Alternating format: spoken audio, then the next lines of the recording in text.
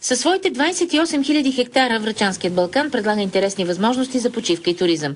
Той е вторият по големина природен парк у нас. Защо все повече хора предпочитат планината за лятната си почивка? Енергия повече, така се чувстваш освободен, по-си жизнено Балкана. Свежо Балкана, на морето е много жега, претъпкано хората. Под слон в планината предлагат от туристически спални до луксозни хотели. Цените са от 12-15 лева до около 20-25 лева. Съвсем приемливи са. Подножието е село с гори град, където гости посрещат няколко къщи за селски туризъм. Напоследък собствениците забелязват интересна тенденция. Като идват от морето, особено чужденците, те като дойдат на море и обикол цяла България и казват: ако знаехме, че тук ще намерим такова спокойствие и такава красота, щехме да се тръгнем малко по-рано от морето.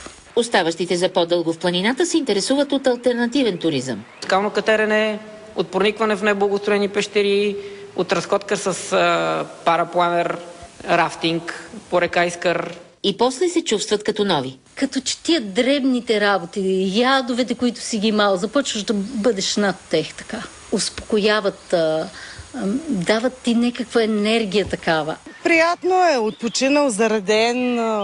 Струва се, нашия Балкан е толкова красив. Няма точна статистика колко туристи отсядат за по-дълго във Врачанския Балкан, но със сигурност числото им се увеличава. За BTV новините от Враца, Маргарита Стефанова.